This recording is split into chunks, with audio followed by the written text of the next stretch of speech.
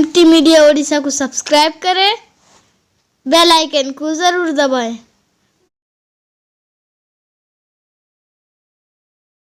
अस्सलामु अलैकुम व रहमतुल्लाहि व बरकातुहू। अल्हम्दुलिल्लाहि नहमदुहु व नस्तईनुहु व नस्तगफिरुहु व नु'मिनु बिही व नतवक्कलु अलैहि व नऊज़ु बिल्लाहि मिन शुरूरि अनफुसिना व मिन सय्यिआति अमालिना। मन यहदिहिल्लाहु फला मुदिल्ल लहु व मन युद्लिल्हु फला हादिय लहु व नशहदु अन ला इलाहा इल्लल्लाहु वहदहु ला शरीका लहु व नशहदु अन्न सय्यिदना व मौलाना मुहम्मदन अब्दुहु व रसूलुहु व सल्लम तस्लीमन कसीरन कसीरा। अम्मा बाद फ़क़द क़ाल अल्लाहु तआला फ़िल क़ुरआनिल मजीद अऊज़ु बिल्लाहि मिनश शैतानिर रजीम बिस्मिल्लाहिर रहमानिर रहीम। इन्ना नहनु नज़्ज़लना ज़िक्र व इन्ना लहु लहाफ़िज़ून। सदक़ल्लाहुल अज़ीम। क़ाल अन्नबिय्यु सल्लल्लाहु अलैहि वसल्लम तबर्रक बिल क़ुरआनिल करीम फ़इन्नहु कलामुल्लाहि तआला व ख़रज मिन्हु औ कमा क़ाल अलैहि सलातु वस्सलाम। अल्लाहुम्मा सल्लि अला सय्यिदिना मुहम्मद व अला आलि सय्यिदिना मुहम्मद मुबारिक वसल्लिम। मुअज़्ज़ज़ व मुवक़्क़र हज़रात उलमाए किराम, मोहतरम भाइयों, तलबाए किराम, अज़ीज़ बच्चों, पर्दनशीन ख़वातीन इस्लाम, आज का ये इजलास मुख्तसर तौर पर मुनक़िद किया गया है। हालात आप तो सब जानते ही हैं, हालात अभी भी पूरे साज़गार नहीं हुए, क़ानूनी पाबंदियाँ भी हैं, कुछ हल्का किया गया है जिसकी वजह से हम और आप जमा हो जाते हैं, नज़रअंदाज कर दिया जाता है। तो इसलिए इस प्रोग्राम को मस्जिद के अंदर मुनक़िद किए और ये मजलिस जो है कुरान करीम की निस्बत से कायम। लॉकडाउन का ज़माना भी गुज़रा और जबकि मदरसों में बच्चों का रहना मुश्किल था, इसके बावजूद भी कुछ बच्चे अल्हम्दुलिल्लाह तैयार हो गए हैं। कुछ हुफ़्फ़ाज़ किराम तैयार हैं, उनको आपके सामने पेश किया जाएगा। दिखलावे के लिए नहीं पेश किया जाएगा, तरग़ीब के लिए पेश किया जाएगा। और आप लोग इदारे के साथ जो मोहब्बत उल्फ़त रखते हैं, इदारे का ताउन करते रहते हैं, तो फल फूल जब देखेंगे आपका दिल भी बढ़ेगा और आपको इत्मीनान भी होगा कि हम जो भी कुछ देते लेते हैं वो काम में लगता है और ऐसे हुफ़्फ़ाज़ तैयार हो रहे हैं, आपको इत्मीनान भी होगा। और कुछ लोग ऐसे होंगे जो इस तरग़ीबी मजलिस से हुफ़्फ़ाज़ का इकराम देखकर और क़ुरान करीम के हिफ्ज़ की फ़ज़ीलतों को सुनकर दिल में इरादा भी कर लेंगे कि मैं भी अपने बच्चे को हाफ़िज़ क़ुरान बनाऊँगा। इसलिए इस मजलिस के खुसूसी मेहमान भी तशरीफ़ ला रहे हैं, उन्हीं का इंतज़ार है। मेरे भाइयों, एक शख्स थे, उनका इंतकाल हो गया। जब इंतकाल हो गया, एक उस इलाके में बुज़ुर्ग रहते थे, वो ख्वाब में देखे एक बहुत बड़ा बाग है, हरा भरा बाग है। ये कोई किस्सा कहानी नहीं है, हकीकत है बिल्कुल। वो देखे बहुत बड़ा हरा भरा बाग है, उस बाग में तरह तरह के मेवेजात हैं, फल फूल हैं, दरख्त सब लगे हुए इधर उधर। बहुत सारे लोग उसमें घूम फिर के खा रहे हैं, कोई ये फल तोड़ के खाता है, कोई वो फल तोड़ के खाता है। एक शख्स जो उनके महल्ले का थे और हफ्ता अशरा पहले उनका इंतकाल हुआ था, उनको देखे कि वो एक जगह बैठे हुए हैं और फल उनके सामने आ रहा है और वहीं बैठ के खाते हैं, चलना फिरना करना नहीं पड़ता है उनको। इसलिए कि आखिरत, जन्नत, वहाँ कोई अमल नहीं, न नमाज है, मुशक्क़त वाला कोई काम नहीं। वो जगह ऐसी है जो बिला मुशक्क़त, इरादा करो मछली खाऊंगा, भुनी हुई मछली मौजूद, ارادہ کرو بکرا کھاؤں گا، بنا ہوا بکرا موجود، وہاں اس کے لیے آپ کو کچن رکھنا نہیں پڑے گا، یا پکانے والے طباخ کو رکھنا نہیں پڑے گا، وہاں صرف ارادے کرنے کی جگہ ہے بس۔ یہاں جب ہم اپنے ارادے کو اللہ کے مرضی کے مطابق چلائے ہوں گے، یہاں بھی مرغا کھانا اور بکرے کھانے کی اجازت ہے حلال طریقے سے، حرام سے بچ گئے، حلال طریقے سے کھانا منع نہیں ہے۔ اگر ہم نے اللہ کی مرضی کو تلاش کر کے یہاں کھایا ہے، زندگی گزارا ہے، تو وہاں پھر مرضی کے مطابق، وہاں کوئی پابندی نہیں، حرام حلال یہ کچھ نہیں، سب چیز اپنی ہوگی وہاں، خالی ارادہ کرو سامنے موجود۔ تو دیکھے کہ یہ آدمی بیٹھا ہے، اس کے سامنے پھل فروٹ قسم قسم کے آ رہے ہیں اور بیٹھ کے کھا رہے ہیں۔ ان سے ملاقات کی، خواب میں دیکھے، ملاقات کی، بولے بھائی آپ تو وہی ہو جو آپ کا بھی کئی روز پہلے انتقال ہوا، ہمارے محلے کے ہو نا؟ ہاں میں وہی ہوں۔ کیا بات ہے، اتنا بڑا باغ ہے، سب لوگ گھوم پھر کے کھا رہے ہیں پھل فروٹ، آپ بیٹھ کے ایک جگہ آپ کے پاس آ رہا ہے مال۔ ایک دم بالکل مثال ایسا ہی سمجھ لو جیسے محلے کے اندر 10-20 گھر ہے اور اس محلے میں کچھ لوگ آباد ہیں، کچھ لوگ ایسے ہیں جو بوڑھے ہو گئے ہیں، ضعیف ہو گئے ہیں، ان کے بچے باہر رہتے ہیں، کما کے ان کو پیسہ بھیجتے ہیں۔ جو بچے فرما بردار ہوتے ہیں کہتے ہیں ابا گھر میں بیٹھو، کچھ کرنا نہیں آپ کو، گھر کے آدمی کو خدمت میں بھی لگاتے ہیں، اور پھر وہاں سے اس کے لیے پیسہ بھیجتے ہیں، رقم بھیجتے ہیں تاکہ ابا آرام سے بیٹھ کر کھا سکے۔ ابا کتنے خوش ہوں گے۔ کوئی آ کے پوچھے گا آپ کا بیٹا کیا کرتے؟ میرا بیٹا 100 میں ایک بیٹا ہے۔ کسی کے 100 بیٹے ہوں گے، اس کو اتنی راحت نہیں ہوگی، ملے گی۔ ہمارے حضرت قاری صاحب رحمۃ اللہ علیہ فرمایا کرتے تھے کہ میں ایک کاشتکار چاسی کا بیٹا ہوں، گاؤں کے رہنے والا، میں اکیلا بیٹا، اور میرے ابا دوسرے کے سامنے کہتے تھے کہ میرا بیٹا دوسرے کے 20 بیٹوں سے اچھا ہے۔ کسی کو 20 بیٹا اللہ دیا اور سب کما رہے ہوں، اور کماتے تھے کتنا اس زمانے میں؟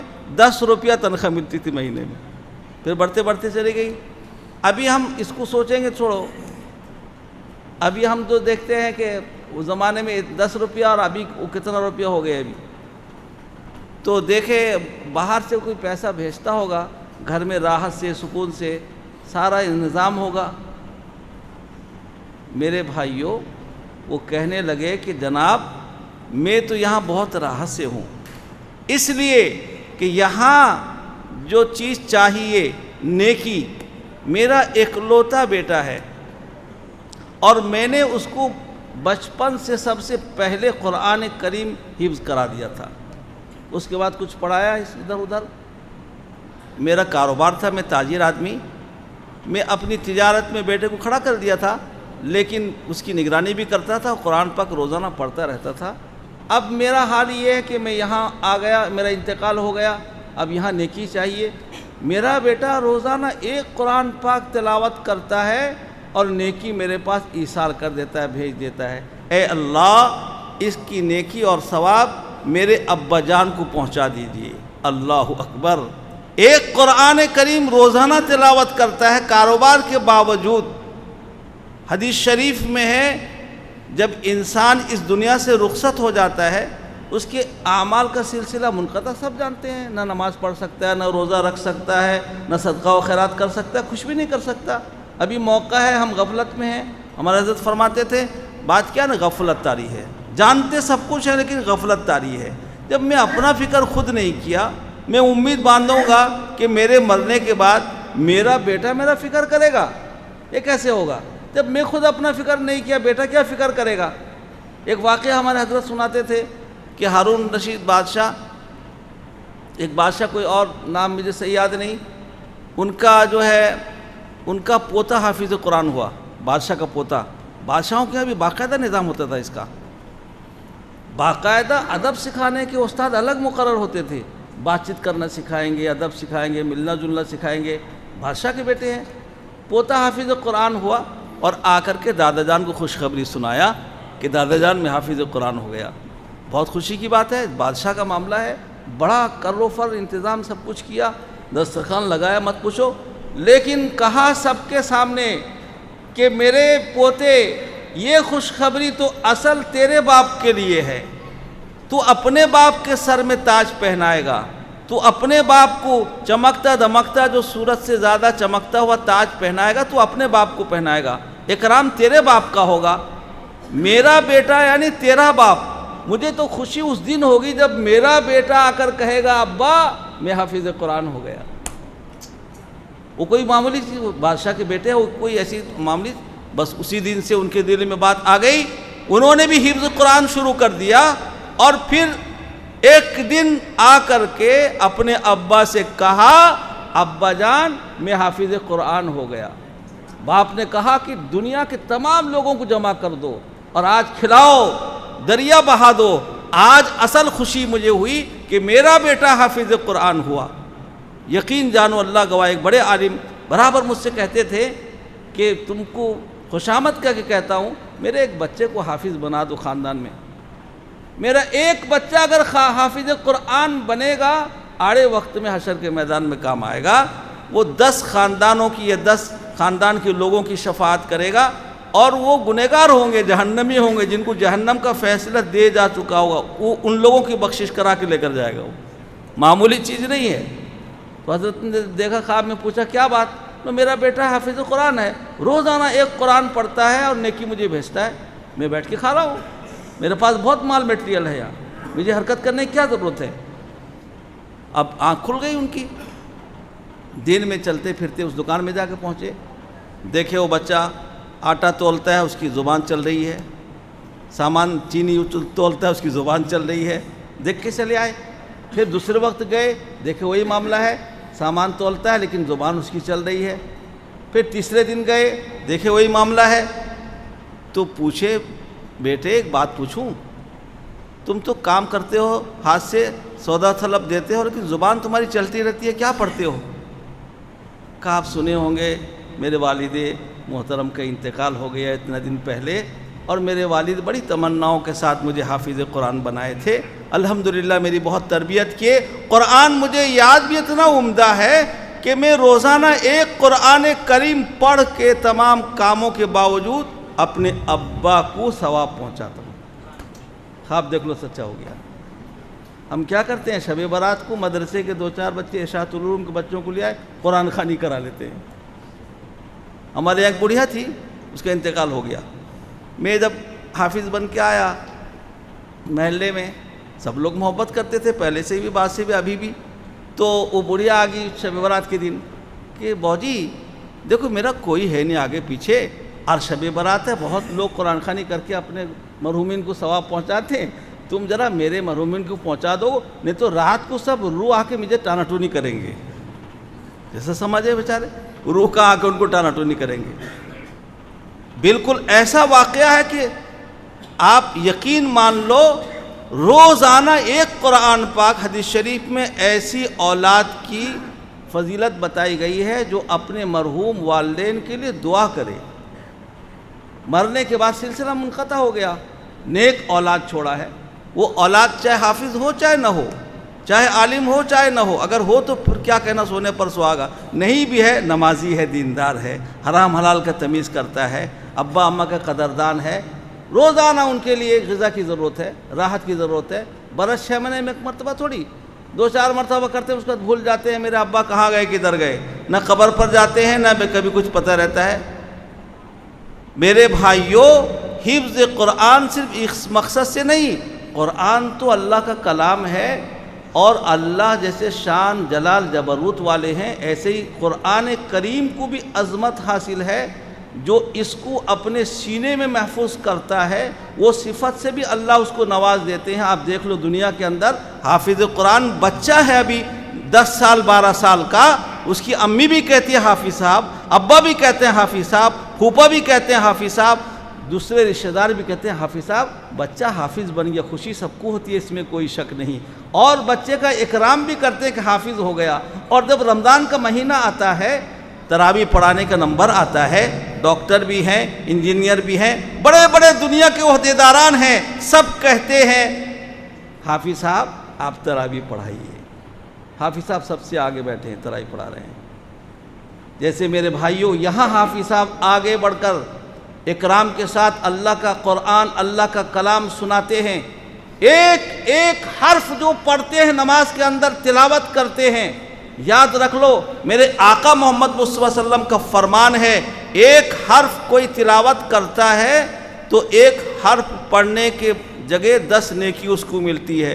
الف اور لام میم 3 حرف ہو گئے، 3 حروف، 30 نیکی. اللہ بڑے شان والے ہیں، کوئی گنتی کے محتاج نہیں ہے. ہمارے اور آپ کے سمجھانے کے لیے ہے. وہ جو بچہ قرآن سناتا ہے رمضان میں یا پڑھتا ہے مدرسے میں، یاد رکھ لو آنکھ آپ کی کھلی ہوئی ہے، کان آپ کا کھلا ہوا ہے، سن رہے میری آواز کو. حشر کے میدان میں یاد رکھ لو آپ گواہی دو گے. اس بچے جو مدرسے کے اندر پڑھتے ہیں قرآن پاک صبح سے شام تک، جتنی آیتوں کی تلاوت کرتے ہیں، جتنی نیکی یہ حاصل ہوتی ہے، ہر ایک امداد کرنے والے کے نام اعمال میں لکھی جاتی ہے.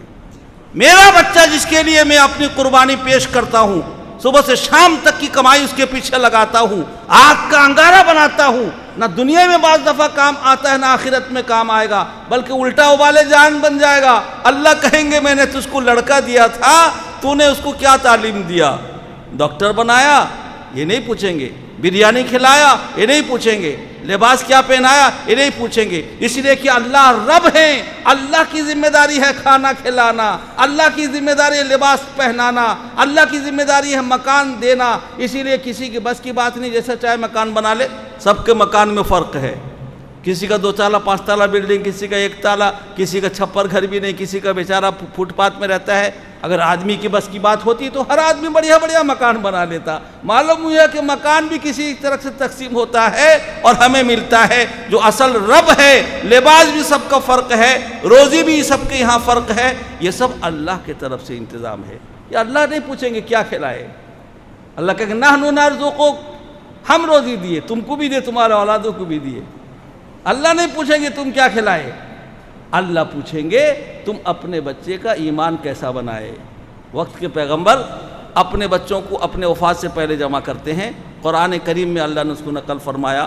یہ نہیں کہتے ہیں بیٹے میرے بعد تم کیا کماؤ گے، کیسا کاروبار کرو گے، زمین جائیداد کا تقسیم کر لو. کہتے ما تعبدون من بعدی، میرے بعد تم کس کی پوجا کرو گے، کس کی پرستش کرو گے، کس کی عبادت کرو گے، کس سے اپنی مرادیں مانگو گے. میرے بعد تمہارا یقین اور ایمان کیا رہے گا یہ بتاؤ. فکر ہے تو ایمان کا ہے اور اللہ کی وحدانیت کی تسلیم کرنے کا ہے، دوسرا فکر نہیں ہے. میرے بھائیو اللہ یہی پوچھیں گے کہ تم اپنے اولاد کو کیا تعلیم دیا. ہنر نہیں، یہ تو دنیاوی ہنر ہے، یہ تو روزی کا تقسیم ہے. جو جس راستے سے چاہتا ہے روزی لیتا ہے. ڈاکٹر بن کے لیتا ہے، انجینئر بن کے لیتا ہے، تاجر بن کے لیتا ہے، کاشتکار بن کے لیتا ہے. یہ سب تقسیم ہے، روزی حاصل کرنے کے ذرائع ہیں. سب چیزوں میں ضرورت ہے، لیکن یہ دیندار ہونا، حافظ قرآن ہونا، عالم دین ہونا، میرے بھائیوں یہ بڑی فضیلت کی چیز ہے.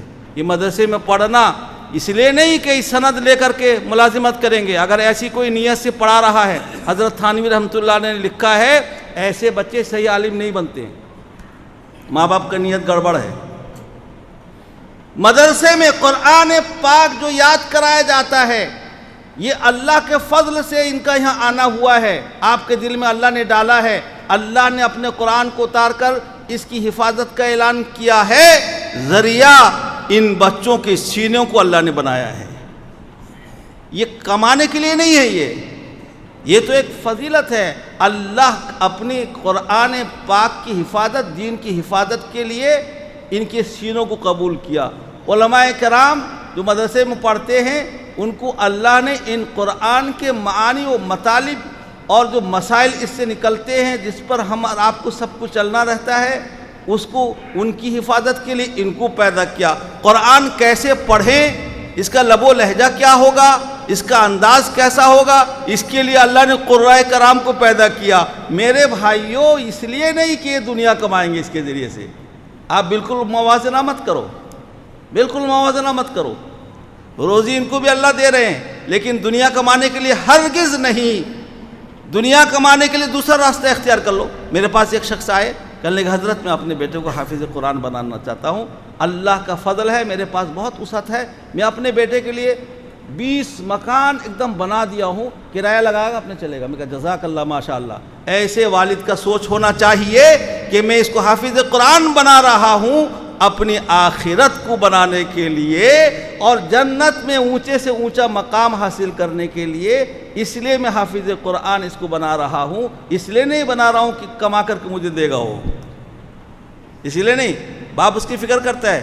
پرسوں ایک شخص کی ملاقات ہوئی، کہنے لگے میرا بچہ ابھی چھوٹا ہے، 7 برس کا 6 برس کا ہے، اور بڑا ہو جائے گا، میں آپ کے یہاں بھیجوں گا، حافظ قرآن بنے گا اور بہت حیثیت والے ہیں۔ میں کہا اس کے لیے کیا انتظام کرو گے؟ کچھ نہیں، فلاں بلڈنگ بنا کے اس کے لیے کرایہ لگا دوں گا۔ وہ حافظ قرآن بنے گا، اللہ کے قرآن کا محافظ بنے گا، اللہ کے دین کا محافظ بنے گا۔ قرآن اللہ کا کلام ہے جو اللہ نے پورے دنیا کے انسانوں کے ہدایت کے واسطے اس کو اتارا ہے۔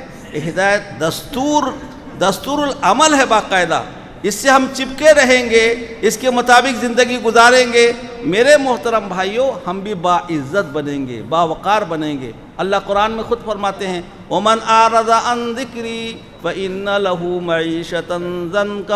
آج جو ہم پریشان حال ہیں اور ہمارے ساتھ حالات سے ہم دوچار ہیں، صرف اس لیے ہیں، ہم کو ہمارا سوچ صحیح ہونا چاہیے، رخ بھی صحیح ہونا چاہیے، اس لیے ہیں کہ ہم آج دین سے دور ہیں، قرآن کریم سے دور ہیں۔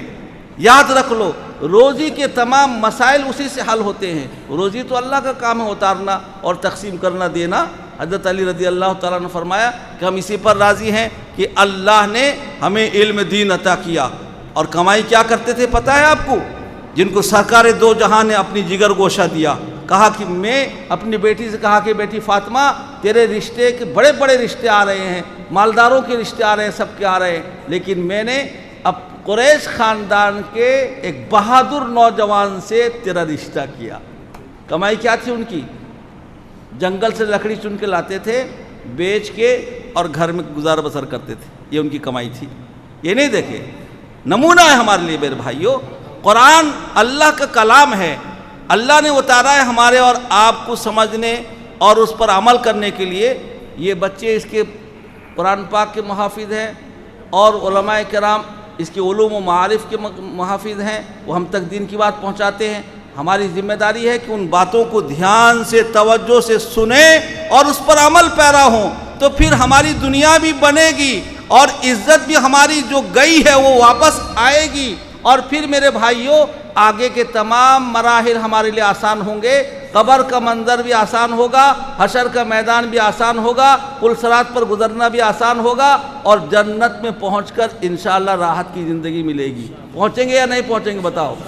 اپنے رخ کو تبدیل کریں، میں بھی کروں، آپ بھی کریں، دین پر چلنے کی کوشش کریں، اور دین سراسر جو دین ہے قرآن پاک دستور الحیات ہے، اس کے اندر تمام دین ہے، اور یہی اس کے تشریحات، تفسیرات علماء کرام بتاتے ہیں، اور سن کر اس پر ہم کو عمل کریں گے تو ہم دنیا میں اور آخرت میں دونوں جگہ کامیاب ہوں گے۔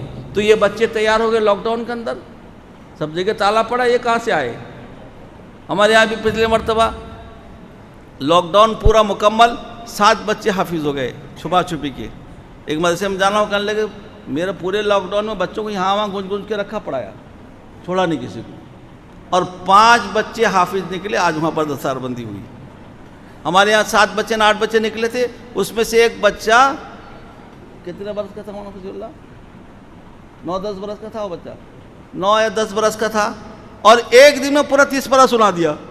ایک دن میں صبح سے شام تک بیٹھے بیٹھے پورا 30 پارہ سنا دیا۔ میرے بھائیوں، یہ بچہ کیا کہنا، آپ مال لگاتے ہو، مال فنا ہونے والی چیز ہے، یہ قرآن پاک کی جو دولت اس کے بدلے میں ہمیں اور آپ کو ملتی ہے، یہ ہمیشہ رہنے والی ہے، یاد رکھ لو۔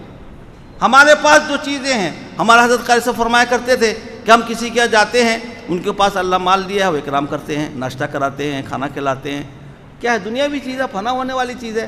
اور ہمارے پاس جو اللہ نے دولت دیا ہے، دین کی دولت، ہم ان کو 2-4 بات سنا دیتے ہیں، جو ان کے ساتھ دین کی بات رہے گی اس پر عمل کریں گے تو یہ بات ان کے ساتھ یہاں بھی رہے گی، یہ بات قبر کے اندر بھی کام آئے گی، یہ بات حشر کے میدان بھی کام آئے گی، یہ بات پل صراط پر پار کر کے جنت تک پہنچائے گی۔ میرے بھائیوں، یہ قرآن کوئی معمولی چیز نہیں ہے، اللہ کا کلام ہے۔ لکھا ہے پوری دنیا کے سونے چاندی ہیرے جواہرات مال دولت سب کو ایک طرف رکھ دو، قرآن پاک کے ایک حرف کو ایک طرف رکھ دو، पूरी दुनिया की दौलत इसका मुकाबला नहीं कर सकती। इसके माने ये नहीं कि वज़न करोगे 10 किलो है कि 20 किलो है, ये भी कर सकते हो, ये भी हो सकता है, कोई मुश्किल नहीं। क्यों? जब एक कलमा ला इलाहा इल्लल्लाह मुहम्मदुर रसूलुल्लाह, सब कहो सल्लल्लाहु अलैहि वसल्लम, एक कलमे का वज़न इतना बढ़ेगा हशर के मैदान में कि इसके गुनाहों का दफ्तर जो पहाड़ से भी ज़्यादा ऊंचा होगा, कितना वज़न का होगा अंदाज़ा लगाओ, उसको भी दबा देगा, वो उसको हल्का कर देगा।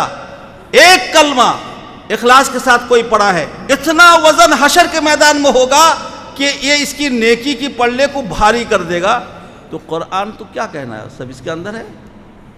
इसलिए बच्चे इतने तैयार हो गए अल्हम्दुलिल्लाह। इस मदरसे की बहुत सारी खिदमत हैं, रफ़ाई काम भी है, आप लोग भी नफ़ा उठाते रहते हैं। ये मस्जिद जैसी बनी, अल्लाह ने बना दिया, जंगल में मंगल, मदरसा भी खड़ा है। ये अज़ीज़ा मौलाना खैरुद्दीन सल्लमाहु जो है, ये बेचारे बहुत अजीब तालिब इल्म ने ज़िंदगी गुजारे हैं। कभी तो कहा नहीं, आज तक मेरी आदत नहीं कहने की। ये रहते थे, जब सोए रहते थे, कभी कभी मेरी आवाज़ खटक पा के भी ऐसे उठते थे घबरा के कि बलाए क्या, इतना हाजिर बाश रहते थे, बलाए क्या। इसको सामने वाला भी महसूस करता है। और हज़रत क़ारी तैयब सर रहमतुल्लाह अलैह फरमाए, एक साहब ने कहा, सब मुसाफ़ा मिलाते रहते हैं, हज़रत दुआ करो, दुआ की दरख्वास्त है। कभी दुआ की दरख्वास्त तो कर रहे हो, दुआ तो हम सबके लिए करते रहते हैं, कोई ऐसी खिदमत कर दो कि दिल से दुआ निकल जाए अपने आप, कोई ऐसी खिदमत कर दो कि दिल से दुआ निकल जाए, कहने की ज़रूरत ना पड़े। देखो आका मोहम्मद मुस्तफ़ा सल्लम के खादिम ख़ास हैं, रात में मिसवाक देते हैं, पानी देते हैं, और अजीब थे वो, बड़े मज़्ज़ूबाना अंदाज से खिदमत करते थे। यहाँ तक रिवायत में आता है कि जब आका उठ के आते थे मस्जिद नबवी से, अपने हुजरे शरीफ में जाते थे, ये पीछे पीछे आते थे। दरवाजे पर आका अंदर चले गए, पर्दा पड़ गया, ये बाहर खड़े रहते थे। अब तो आका अंदर चले गए, सो जाएंगे, बेबी जाकर सो जाओ। फिर सोचते थे जब आका रात को उठेंगे, पानी ज़रूरत पड़ी कौन देगा, मिसवाक ज़रूरत पड़ी कौन देगा, खड़े होकर सोचते रहते थे, और दहलीज के बाहर सर रख के बैठे बैठे हुई सो जाते थे। जब आका उठते थे ये भी उठते थे, पानी पेश करते थे। आका मोहम्मद मुस्तफ़ा सल्लम ने एक दिन उनसे फरमाया कि कहो क्या कहते हो और मांगो क्या मांगते हो, आज अल्लाह से दिला दूंगा तुमको। ये कहते हैं कि मैं बस मेरा ऐसा, मैं खुशी का एक ऐसा मेरे अंदर जज्बा मौजज़न हुआ कि मैं बेकाबू हो गया, और मैं सोचा कि मेरा कोई ज़मीन है, न जायदाद है, न मेरी बीवी बच्चे हैं, शादी भी नहीं हुई थी, सब छोड़ छाड़ के मैं अपने यहाँ आके खिदमत में पड़ा हूँ, क्या मांगूँ आका से। सब सोच एक तरफ, मैंने कहा ये सब चीज़ें दुनियावी हैं, ज़रूरत पूरी होती रहेंगी, कोई चीज़ मांगने की ज़रूरत नहीं। बस फ़ौरन फ़ैसला किया कि या रसूलुल्लाह सल्लल्लाहु अलैहि वसल्लम, दुनिया में आपकी खिदमत करता हूँ, बस ये दुआ कर दो कि जन्नत में आपके साथ रहूँ। बस आका मोहम्मद मुस्तफ़ा सल्लम ने फरमाया, क्या चीज़ मांग लिया तुमने, क्या चीज़ मांग लिया, किसी ने सिखाया तुम्हें? कहा कि अचानक मेरे दिल में ख्याल पैदा हुआ। आका खामोश हो गए और कहा कि तुम अगर ये चाहते हो, कसरत सुजूद से मेरा साथ दो, यानी खूब नमाज पढ़ो। लिखा है रिवायत में कि आका मोहम्मद मुस्तफ़ा सल्लम के वफ़ात के बाद इतनी नमाज पढ़ते थे कि मकरूह औक़ात के अलावा दिन रात नमाज़ी पढ़ते रहते थे कि आका का फरमान है, नमाज कसरत से पढ़ो, मेरे साथ जन्नत में रहोगे, बस जन्नत में आका के साथ रहूँगा। खिदमत ऐसी होती है, दुआ कर दो। किसी ने कहा है आलिम से, दुआ तो हम करते रहते हैं। इसीलिए मेरे भाइयों, इदारा है और भी मदारिस हैं हमारे इस इलाके में। पुराना मदरसा भी है, मदरसा पहले नाम उसका जो था इस्लामिया दीनिया, अब अरशदुल उलूम हो गया। हज़रत मौलाना जलाल साहब नव्वरल्लाहु मरक़दहू की बड़ी खिदमत हैं इस इलाके में। 14 महल्ला बिल्कुल छोड़ते नहीं थे वो। मरकज़ उलूम भी है आपका पुराना मदरसा, और जामिया अशरफ उलूम भी है आपका। आप माशाल्लाह सब मदरसों से मोहब्बत करते रहते हैं। ये मदरसा अभी इसकी खिदमत, आप इसकी दावत पर तशरीफ़ लाए हैं। अभी मेहमान खुसूसी भी आएंगे। जो 5 बच्चे लॉकडाउन शॉटडाउन में भी तैयार हुए हैं, देख लो, ये हाफिज़ कुरान ऐसे हैं कि हम सब के अमाल में जो इनका ताउन किए हैं, नहीं क्यों परवाह नहीं मेरे भाइयों, आज सिर्फ मोहब्बत की निगाह से देख लो। ये मोहब्बत की निगाह से अगर देख लेंगे, ये भी हमारे नाम अमल में नेकी लिखी जाएगी। वाखिरु दावाना अनिल हम्दुलिल्लाहि रब्बिल आलमीन। अगर वीडियो अच्छी लगी तो लाइक करें और तमाम दोस्तों को शेयर करें।